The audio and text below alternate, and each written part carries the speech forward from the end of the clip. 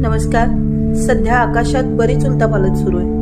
मंगळ राहू अंगारक योग ऑलमोस्ट शिखराला पोहोचला आहे. मंगळ बुधासोबतच शनिदेवही अस्तंगत झाले आहेत. बुध गुरु वक्री आहेत.